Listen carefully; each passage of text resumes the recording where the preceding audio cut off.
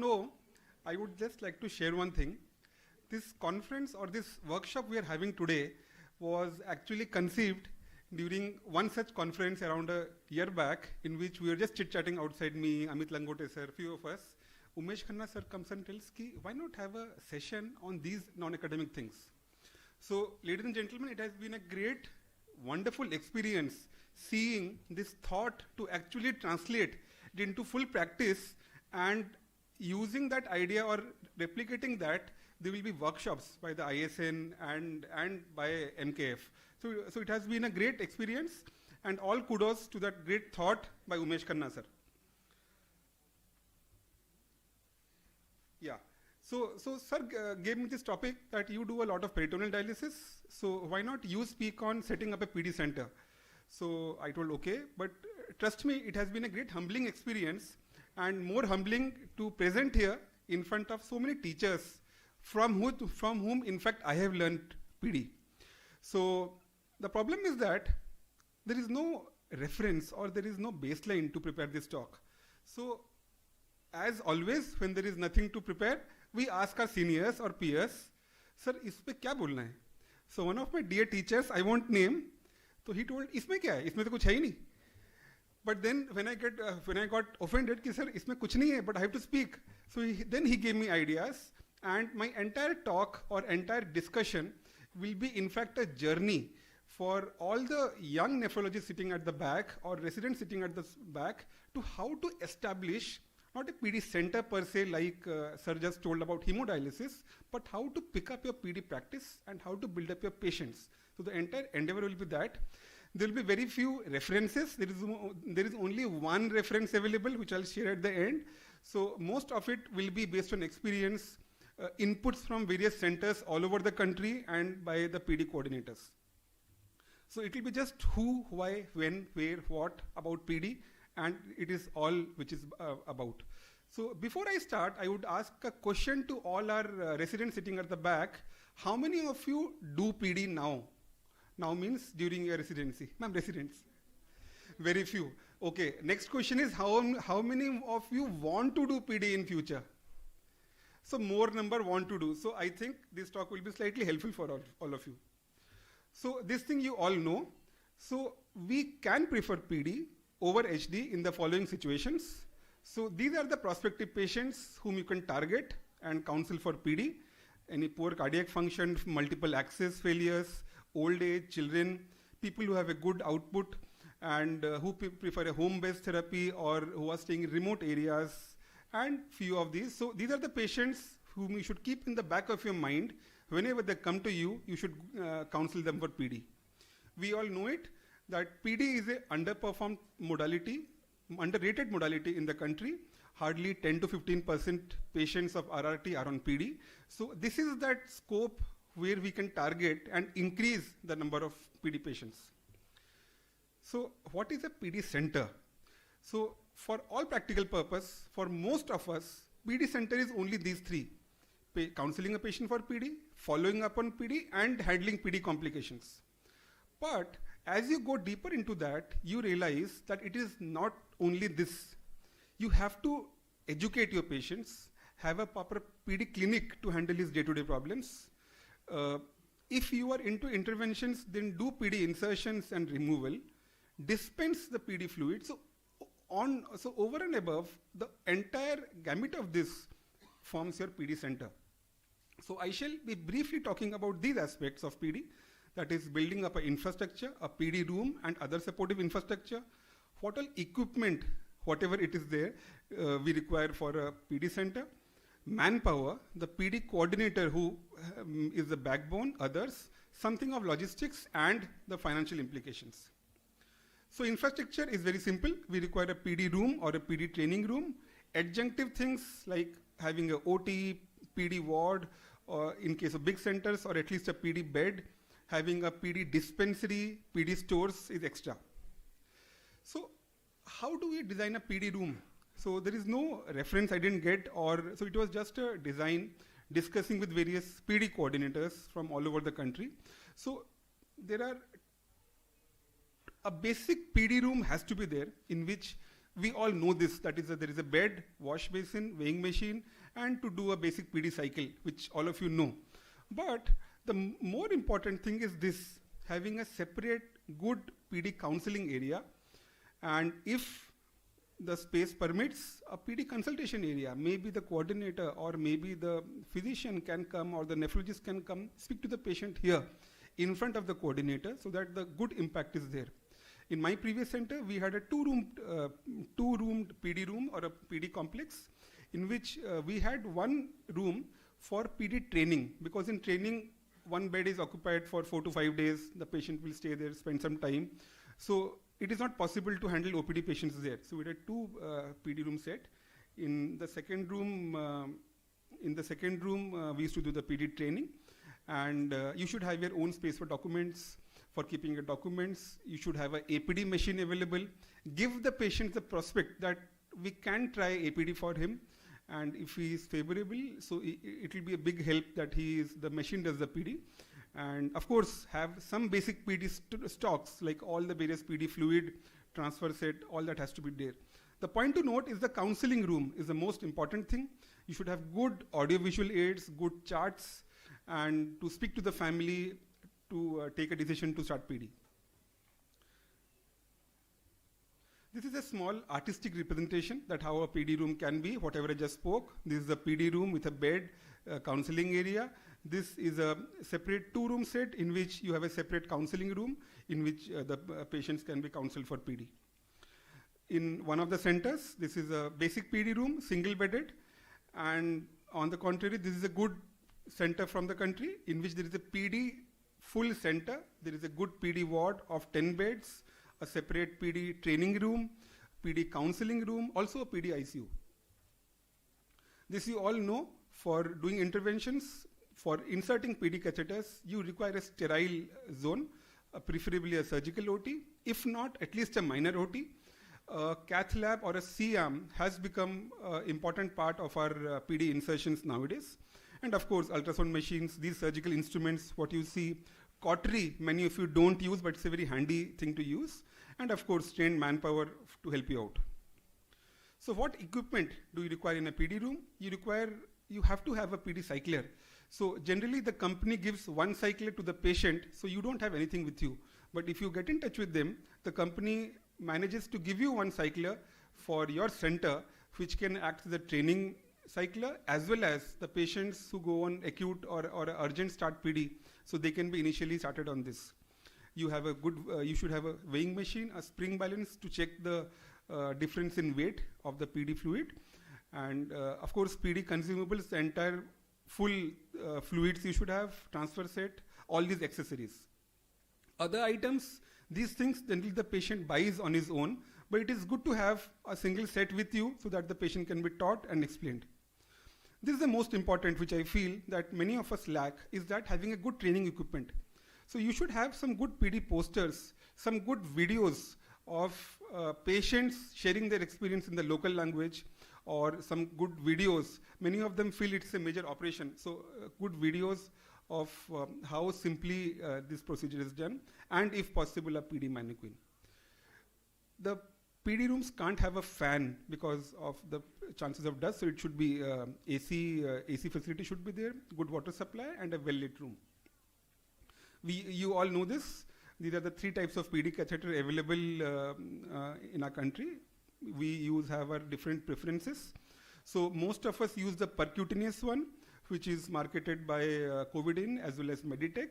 We also have one simple catheter without the peel away sheath, the insertion needle, everything, which is generally used by the surgeons. 2 companies as of now make PD cyclers. One is the Baxter, which most of us use, around 80% of us. And Mitra has has come up with its cycler, and it's gradually picking up its use. As I said, a PD coordinator is the backbone of a PD program. So in our Government of India, some guideline, they have mentioned that we should have a PD nurse, a PD counselor, a dietitian, a storekeeper, support staff, and a junior doctor to help out the nephrologist. So effectively, the PD coordinator is the person or who suffices for all of these and helps you out as a bridge between you and the patient. So who is a PD coordinator? Generally, they have a nurse background, preferably a dialysis technician, who has got some idea about dialysis or kidney failure. There are 3 to 6 month certification course being done at various hospitals over the country. CMC Vellore does it. Raju sir is doing it at his center. So they are doing it and they get a certificate. And many of them who have not done it do some on-job training, and based on that they can come and do. They are generally not hired by the hospitals, many of them. Generally the PD companies, that is Baxter and Mitra, hire these coordinators through a third-party agency, and they come and work covering 4 to 5 hospitals, the PD patients they cover. The salary is hardly 15 to 20,000. So my point is that if you feel that you have a good scope of PD and the number of PD patients are more, so it is not a bad idea to have a full-time PD counselor. It's worth the money and it's worth the effort. So what does the PD counselor do? Apart from counseling the patients, my PD coordinator comes with me for PD catheter insertions. She assists me there. Immediately post PD insertion, she does one cycle there, does regular dressing thereafter, trains the patient and his attendant for PD, and during follow-up visits and during further contacts, she is the bridge between me and the patient. So any problem the patient has, so he contacts the PD coordinator. So then she filters those questions, and only the important ones or those needing our attention comes to me. And more so, he or she acts as a troubleshooting person in case of problems. So you reduce your number of phone calls or the things which actually need your attention to only the very genuine ones. So we all know this. The Baxter is the main company who is dealing with PD over our country and over the world. And most centers in our country are using Baxter. They generally have a good expertise and a good quality. Fresenius is supposedly doing PD, but virtually non-existent in our country. Hardly a few patients they are doing some things, a few of them in the north and in Mumbai. Mitra is a new Indian company, has been here for a few years now. It has got a patchy distribution, trying to pick up. Of late, there have been a few complaints about the PD quality of Mitra. Few complaints, some bans by the DCGI, but it is still in use. So you all know this, the basic PD fluid is available as a dextrose combination, 1.5, 2.5, 4.5. Baxter also has, many of you may not be knowing, has got a low calcium PD fluid of 1.5 and 2.5, and of course the 7.5. Mitra, the one thing different, it doesn't have a 7.5 solution, it is planning to make one. And both these companies have different PD strengths. So in case you have a pediatric patient or you have a bulky or a 80, 90 kg patient, so you have bags available for that size also. So again, in PD, you and your coordinator have to use the internet, the telemedicine, have to be in touch with the patient for various multiple reasons. For decreasing patient contact and giving them good education, setting up reminders, being a troubleshooting. This is a well-known thing in APD, has been promoted well by Baxter. Many of the centers in our country are doing. What happens, as a part of remote monitoring, Baxter has set up a server for all patients doing APD. So the machine itself sends a report with the help of a patient of the daily feedback, that what is the ultrafiltrate, how he is doing, and this is recorded at the server. So any problem happening, the doctor or the PD coordinator or the clinical coordinator gets a message that this is wrong. So in case of any problem, if the patient has, generally the rule is that the patient waits for 2 or 3 days, comes to the hospital, and by the time he has lost that golden hour or that important period of a few days, so this can be sorted out immediately, and instead of coming, the hospital comes to know, the doctor comes to know, he can get back to the patient through the PD coordinator, and immediate thing can be done. For example, if a patient has a turbid PD fluid, instead of coming to you at a faraway center, at least he can give the culture samples, take a dose of intraperitoneal antibiotics by the time he comes to you. So that saves time, some critical time is saved. All patients record their details in a PD book, which you must see during every OPD visit, which gives a detailed record of what is his ultrafiltrate and what fluid he's using.